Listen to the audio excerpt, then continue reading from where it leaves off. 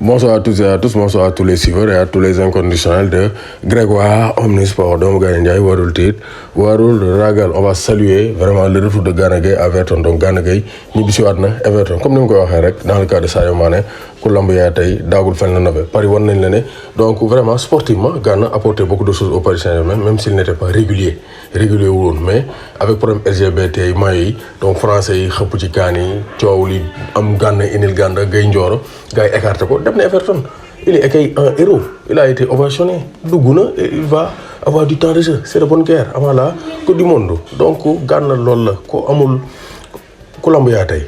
Dagoul Faye la Nobel. Point final. Donc Philippe Kenny marque son premier but avec Istanbul Başakşehir. Donc Philippe Kenny a quitté la deuxième division Turquie, dans la première division. Donc il a marqué pour son premier match avec Istanbul Başakşehir. 23 ans, hein, il a joué le tournoi UFOA ici au Sénégal. Bien gagné, Nyom Sensari Dia, bi Pape Sidi Ndiaye penalty face au Ghana. Donc attention, c'est un très bon attaquant, hein, Philippe Kenny. Ancien joueur de Châteauroux, c'est un très bon attaquant à suivre. Donc je pense qu'après la Coupe du Monde 2022, il y aura vraiment du 109 dans l'équipe nationale du Sénégal. Cadre du Bari droité. Watch parce que on a une jeunesse montante donc dara météo ayul ñak xew mo ay donc da ngay def ce temps après nga dem il y aura un renouvellement de génération après la Coupe du Monde 2022 de Philippe Kenny dina bokk ci attaquant yi wara ñew équipe nationale du Sénégal. Maintenant on va parler de donc Liverpool gis nañ né sen football bi actuellement ils sont vraiment déboussolés. Pourquoi?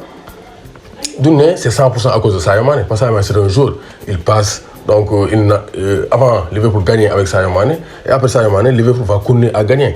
Mais il y a des joueurs qui souffrent de l'absence de Sadio Mané. Le premier joueur, c'est Andy Robertson. Quel est Robert Dusson, Robert Daysondo. Maintenant, ça, il est en alternance carrément. Daou. Le club n'osait pas. Donc, vraiment, autant alterner avec Simikas. Mais même s'il sonne, mais on voit que automatiquement rendement parce que son binôme est parti Sadio Mané et il souffre de ça. Luis Diaz n'est pas comme Sadio Mané, donc ils n'ont pas encore une connexion assez établie. Robertson fait partie des premières victimes de l'absence de Sadio Mané. Une victime c'est Mohamed Salah. Est-ce que Sadio Mané m'a faire briller Mohamed Salah? Est-ce que c'est Sadio Mané qui faisait briller Mohamed Salah? Parce que depuis le départ de Sadio Mané, Salah est devenu un peu méconnaissable. Il s'exile sur le côté droit de l'attaque. Salah pour nous est bit parce qu'il s'isole trop. Amul so bo xam day aspirer gars vers le côté gauche, Salah mën placer wu xaar deuxième ballon yi wala centre. Mais Salah c'est lui qui fait le travail de Mané. Bu ngeen seetloo Salah day wàcc ba côté Arnold yéegal bal bi.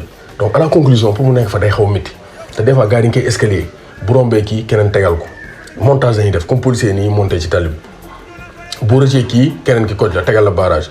Donc Salah actuellement loolu lañ koy tegal moo tax il souffre. Donc Salah cette saison il n'est pas très prolifique. Ça c'est pas dans les habitudes de l'Égyptien. 7 matchs tout comme sont confondus, 3 buts et 2 passes décisives. Donc championnat dougal na donc premier match face à Fulham, dougalat face à donc Manchester United. Sinon face à Crystal Palace dougalul à domicile, Bournemouth 9-0, 0 but 0 passe décisive pour Salah. Ça c'est marquant. Salah mi nga xamantene lu mu xat mo doon dougal. Face à Newcastle mu def passe décisive, face à Everton 0. Donc c'est pour dire que donc Salah vraiment ses performances ont baissé. Liverpool a un manquant, mais actuellement, les blessés reviennent. Jota ñëwaat Matip ñëwaat na mu ngi ci banc bi parce que club day bàyyi Joe Gomez enchaîné te Ligue des Champions baa ngi ñëw. Milieu bi Alcantara moo manqué moo doon jënd Arthur Melo, mais ça n'explique pas tout. Les blessés sont là, mais je pense que une pièce maîtresse comme Sadio Mané manque à cette équipe de Liverpool. Salah Robertson beaucoup nañ ci les grandes victimes du départ de l'international sénégalais. Sadio Mané espérons que face au Napoli Salah va se réveiller yëngal caax yi moom Ahmed Nar doomu ndey Sadio Mané en tout cas Robertson ak Salah yëg nañ bu baax le départ de Sadio Mané doomu Gaynde Njaay warul tiit warul ragal en tout cas ku ñemee na nga taxaw ku ragal na nga daw. Barça ngi ñëw dal seen kaw après la victoire du Real Madrid Barça a plié la rencontre. Lewandowski encore buteur.